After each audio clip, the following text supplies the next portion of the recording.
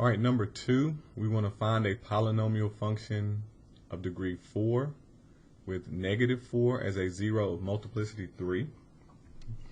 So this time we have -4, so that would be x minus a -4, which would turn into x plus 4 multiplicity 3. Okay, and then 0 as a multiplicity of 1, so just x minus 0 or x.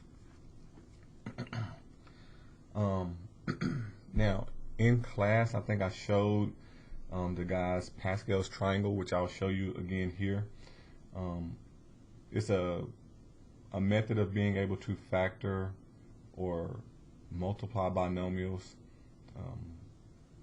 with a power. It will give you the coefficients. Okay, so how Pascal triangles work: you start out with a 1. This is row 0, and then you do 2 1s down, making the triangular shape. This would be row 1, and then we do 3. So we start out with 1s. Now the way you get the middle number after you get those first 2 rows, you add the 2. So 1 plus 1 will give you 2, and then you write down the last one. So this will be row 2, and then we need row 3 because that's where we are. So again, you start out with the 1, bring the first term down, and then you add the next 2. So 1 plus 2 will give you 3, and then you do 2 plus 1, which gives you another 3, and then you bring down the 1. You don't have 2. So this will be row 3. This is the row that we would need for the coefficients of this term. And then just to continue, just to show you the pattern, we could do 1 here, and then you do 1 plus 3, that would give you a 4, and then you would do 3 plus 3, which will give you a 6, and then 3 plus 1, which will give you a 4, and then bring down the 1, and this will be row 4. So if we had a 4th degree up here, these are the coefficients we would use. Okay, so let me show you how this works. So this just works for this part. So I'm going to write those down. I have 1, a 3, and a 1.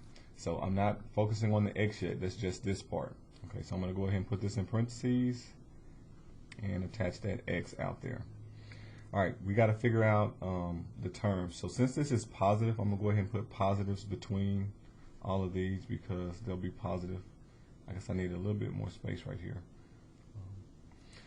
But you're going to write x to the third.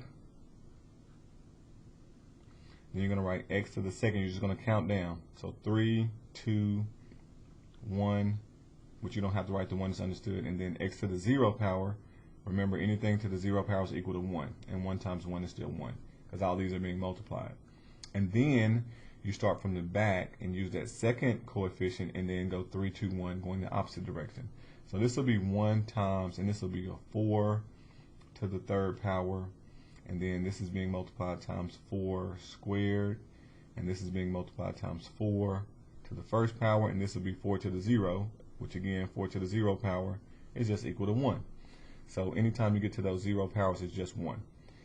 And lastly, when I simplify this all, 1 times x cubed, like leaving this x out here, I would just have x cubed, and then you have to multiply the numbers together. So 4 times 3, that will give you 12x squared. And then here you have 16 times 3. 16, because 4 squared is 16. 16 times 3 will give you 48, so plus 48x. And then you have 1 times 4 cubed, and 4 cubed will give you 64. So plus 64. All right, then from there you would just distribute that last x through, and so that would give us x to the 4th plus 12x to the 3rd plus 48x squared, and then that would be plus 64x. So this would be your 4th degree polynomial. Now I know not everybody would like this Pascal's triangle. I think it's really neat when you learn it and it shortens your work, but just for the sake of argument, I'm also going to show you how to do it just the traditional way foiling this out. Okay, it won't take as long, but I'll show you that way as well, and we'll compare. So again, we had x plus 4, multiplicity 3, and then times x. So I'm going to write these out. I have x plus 4. I'm going to leave it as squared because I'm going to do the square formula, and then x plus 4 times x. So I'm going to simplify this one, and I'm also going to go ahead and distribute that x through there, and then we'll multiply those two together. So you square the first term, multiply these two together, so they give you 4x, and double it, so they give you 8x, so plus 8x. Square the last term, so they give you plus 16. So that is this first term. Distribute the x through both of these. That will give you x squared plus 4x. And then from here, we're going to distribute all three of these times x squared, and then all three of these times the 4x. So x squared times x squared will give us x to the 4th. X squared, 8x times x squared will give us a positive 8x to the 3rd. And then 16 times x squared will give us 16x squared. All right, so all three of these have been multiplied by x squared. Now I'm going to multiply them by 4x. So x squared times 4x will give me 4x cubed. I'm going to line it up under its like term, so 4x cubed. Then 8x times 4x, that's going to give us 32x squared. And then 16x times 4x. 4 and 16 will give us 64x, so plus 64x.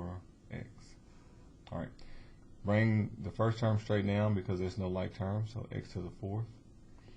And then combine terms. So 8 plus 4 is 12. Positive 12x to the 3rd. 16 and 32 will give us a positive 48x squared. And then positive 64x. So notice the answer we have here and the answer we got using Pascal's triangle, which is not showing. X to the 4th, 12, 48, 64. 4th, 12, 48, 64. So they both match up. This is traditional. It would probably make more sense to you to do this one. But if you like this one, of course, you can just go back and watch the video again and see how to apply Pascal's triangle and simplify.